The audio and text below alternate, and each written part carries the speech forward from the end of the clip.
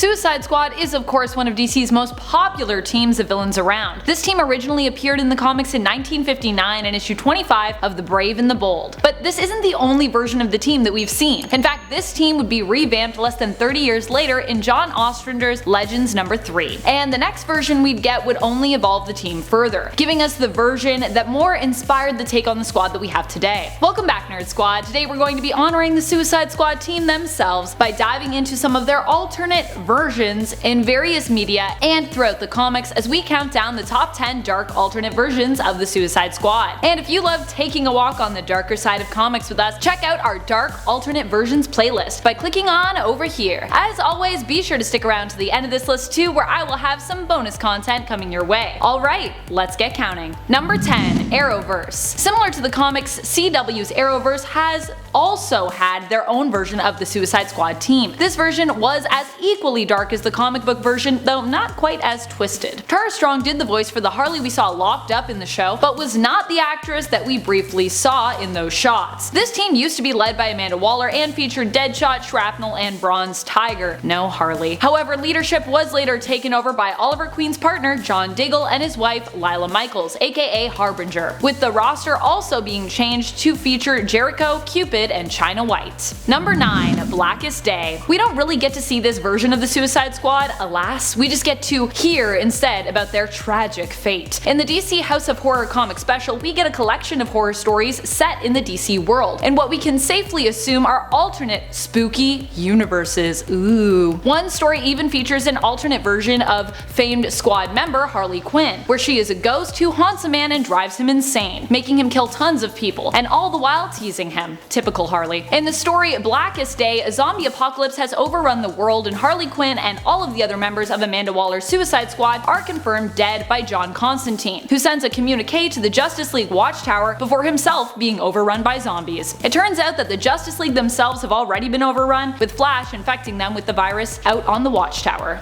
Number 8. Deceased Hope at World's End. While this series is a little more optimistic than most compared to some of the other DC stuff, it features two surviving members of the Suicide Squad, the new Suicide Squad, Aerie and Wink. In this alternate universe, the two characters are still alive but are faced with the semi-zombie apocalypse whose infection has reached everywhere via the life equation. This is one of those times when flight powers and functional wings like Aerie's really do come in more handy, even though I usually rag on that ability sometimes. Especially when you have all those unliving just trudging around down there on the ground. Unfortunately, while Aerie and Wink continue to stay safe while searching for Nightshade and Hive in issue number 4 of Hope at World's End, the pair run into an infected Black Adam, who can also fly of course, and all of the infected population of Kahndaq. Number 7. Suicide Squad Black. This version of the team is still from Prime Earth but features a new roster of villains slash anti-heroes, combined with some familiar faces. The team was once again led by Amanda Waller and featured characters that she forced into action, like the main squad. The members throughout consisted of El Diablo, Azucar, Gentleman Ghost, Juniper, Tiamat, Wither, Clarion the Witch Boy, and Enchantress. A lot of mystical and magical characters on this team. This alternate version of the team referred to themselves as Suicide Squad Black, and appeared in their own limited series titled Suicide Squad Black Files.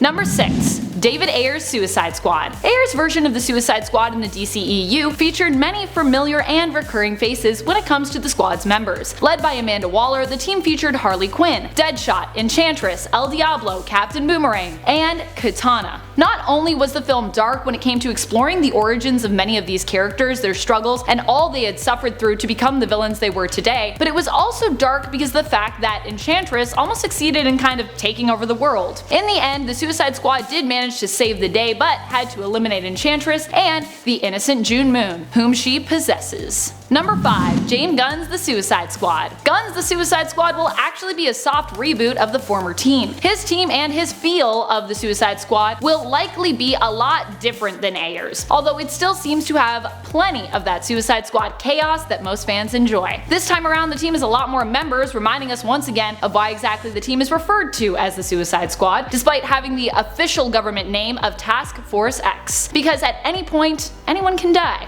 This team is sent on only the toughest missions, referred to as suicide missions, because for many they would be considered impossible. You can expect there will be more violence, explosions, and deaths in comparison to the first film. Considering that many of the members of the squad won't make it out alive, this film is likely to be a much darker take on the Suicide Squad when it comes to cinematics. Currently, the team roster includes Harley Quinn, Bloodsport, Peacemaker, The Thinker, Captain Boomerang, Blackguard, Polka Dot Man, Savant, King Shark, Weasel, Javelin, Ratcatcher 2, Soul Soria, TDK, and Mongol. Woo! With likely even more surprise members awaiting to be revealed throughout the duration of the film. Number 4. Telltale games. In the Telltale Batman game, the Suicide Squad turn up once more, but this version of Amanda Waller's team is different when it comes to their roster. In the Telltale episode The Enemy Within, we learn that both Bane and Harley are on the team, and in a shocking twist, it's revealed that Catwoman is also part of the Suicide Squad. What? Which Waller is also using to apply pressure to Batman, which is pretty dark if you yourself are playing as the Dark Knight. And of course here, at this part, you are. Catwoman expresses, of course, that she did not join the team willingly and tries to warn Batman, but is shocked by Waller's collar before she can finish her sentence. Oh, and Amanda Waller also seems to want Batman to submit and also join her team.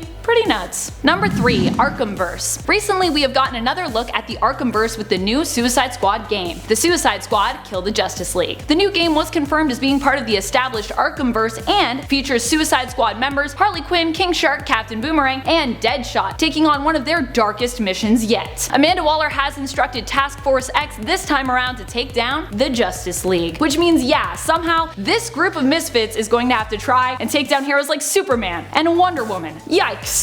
Number 2. Assault on Arkham. This animated Batman direct-to-video film, Assault on Arkham, was kind of what I was hoping we'd get when we got the initial Suicide Squad film in terms of plot. This alternate animated version of the team is led by the merciless Amanda Waller, who captures the criminals and forces them to complete missions in order to have years removed from their sentence. They have no say, however, in whether or not they want to be involved, and a skeptical KG Beast even challenges Waller's promise that should they misbehave or deviate from their missions, their heads will be blown off via bombs she had implanted in their necks. No collars this time around. KG Beast learns the hard way that Waller is telling the truth, and after the rest of the team watches KG Beast's head get blown off, they agree to cooperate. Seems like a smart move. Their mission is to break into Arkham and recover a piece of intel. The mission, of course, does get messy as the squad try to break away from Waller's control, and King Shark also ends up getting his head blown off. Number 1. Future's End. The Future's End alternate world is full of alternate versions of some of your favorite characters, and it also happens to include an alternate version of the Suicide Squad as well. They appear in the new Suicide Squad Future's End one-shot, once again reunited and led by Amanda Waller. However, at the beginning of the comic, it's revealed that this version of the Suicide Squad was split up and imprisoned in Bel Rev, before Amanda Waller broke in to reassemble her team. It's also revealed in this one-shot that while imprisoned, her team has been through hell. Harley Quinn has been forcibly given the steroid Venom while imprisoned, turning her into a hulking, muscle-bound version of herself who spends most of her day raging out. They attempted to give Deadshot a gun for an arm, amputating one of his arms and attempting to replace it, which didn't work, and Black Manta had his brain fried after they downloaded Deathstroke's fighting skills into his brain. Thank you so much for watching, Nerd Squad. Who are some of your favorite Suicide Squad rosters? Which alternate version of the squad is your favorite? Let us know in the comments below. And speaking of comments, it's time to turn to some comments from one of our latest videos, Top 10 Most Shocking Supervillain Deaths. Carl Smith comments, "I've never even heard of Spook."